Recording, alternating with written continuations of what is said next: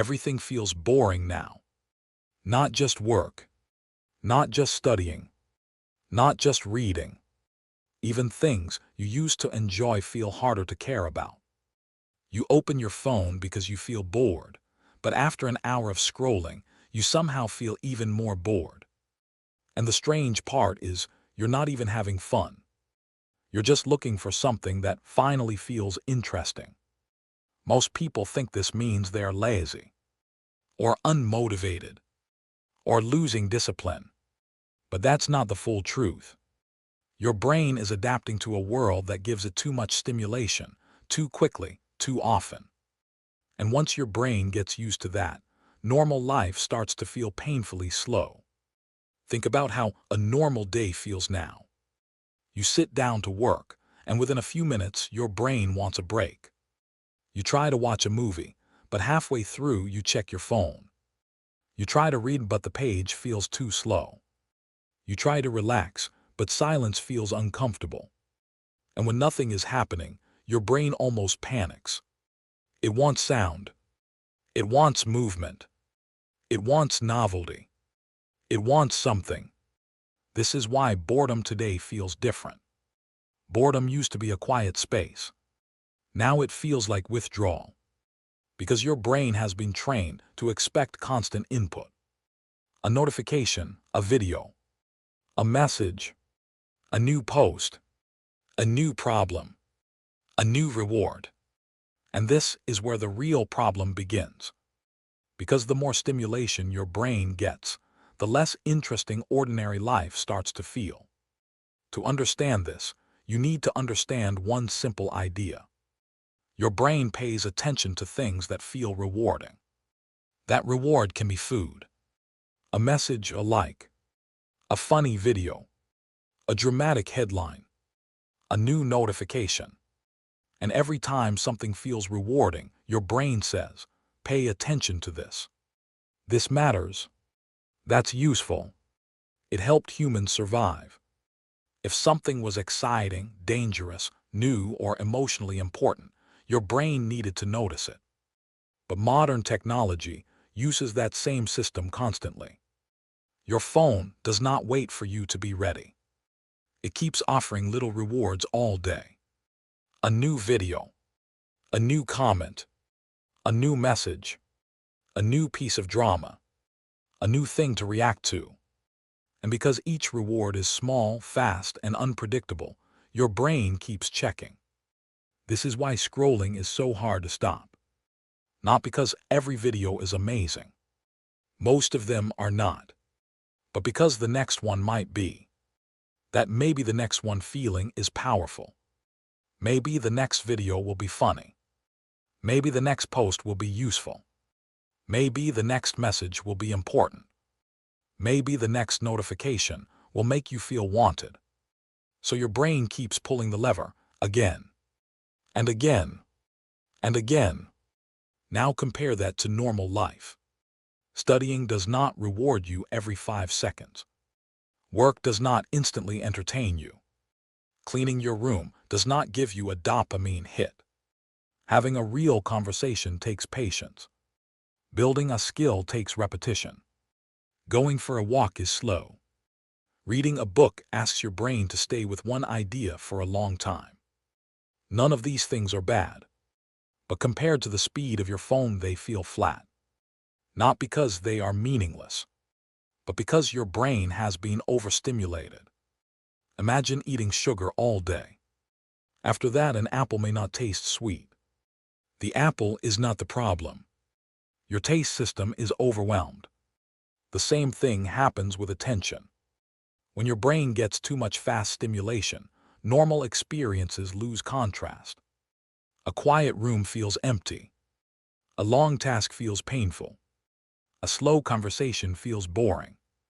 A simple hobby feels pointless. And this creates a dangerous misunderstanding.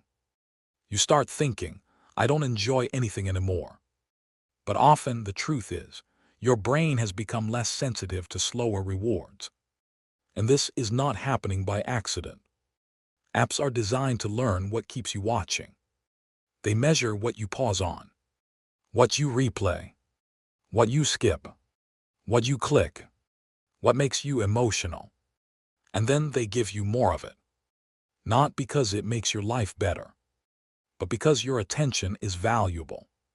Your attention is the product. The algorithm does not care if you feel calm after using it. It does not care if your focus gets weaker. It does not care if your real life starts feeling boring. It only cares that you stay. So it keeps feeding your brain the most clickable parts of life: conflict, beauty, drama, success, fear, status, comedy, shock, desire. This creates a strange effect. Your brain sees hundreds of emotionally charged moments every day, but your actual life is mostly ordinary. And after enough exposure, ordinary starts to feel like failure. A normal meal feels boring. A normal day feels wasted.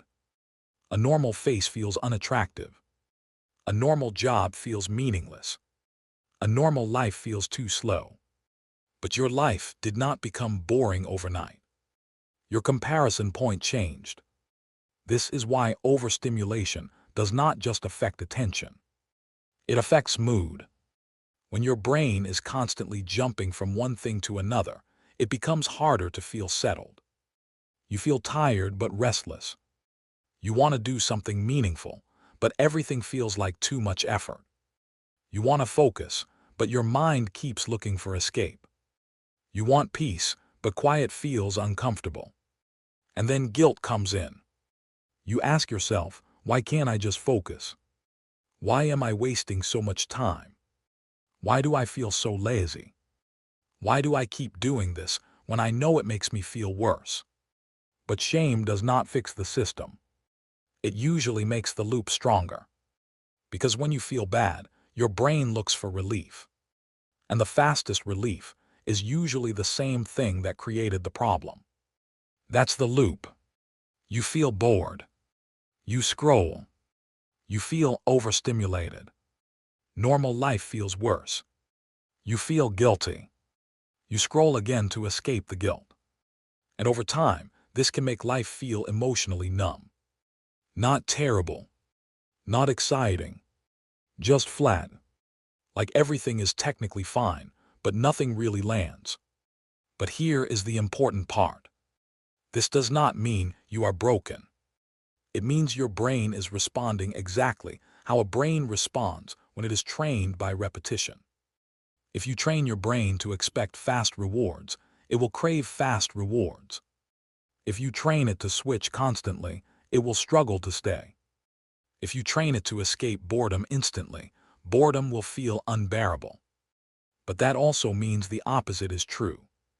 Your brain can become sensitive again. Not instantly, not magically, but gradually. The goal is not to hate technology. That is unrealistic. Your phone is not going anywhere. The internet is not going anywhere. Algorithms are not going anywhere. The goal is to stop letting the fastest thing in your life control your entire mind. Because boredom is not always bad. Sometimes boredom is the doorway back to attention. When nothing instantly entertains you, your brain starts looking deeper. That is where ideas come from. That is where patience returns. That is where real interest begins again. You do not need an extreme dopamine detox. Most people fail those because they are too dramatic. What you need is small friction. Tiny changes that make the loop less automatic.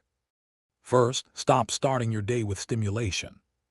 When you scroll first thing in the morning, you teach your brain that waking up means consuming. Before your mind even has a chance to think, it is already reacting.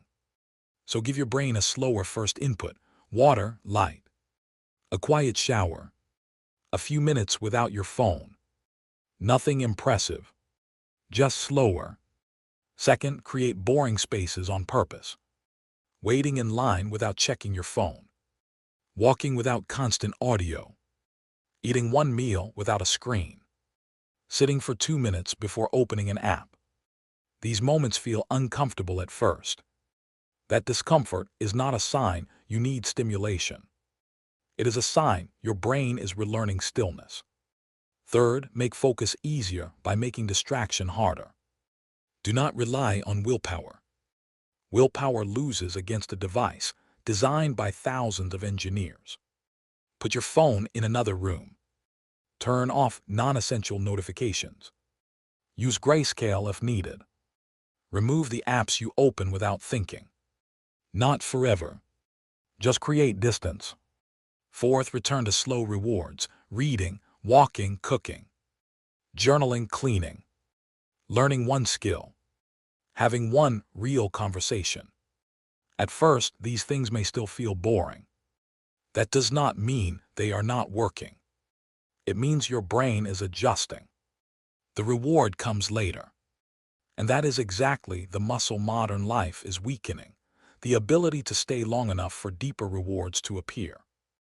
Everything feels boring now because your brain has been surrounded by things that are too fast, too easy, and too stimulating. But boredom is not the enemy.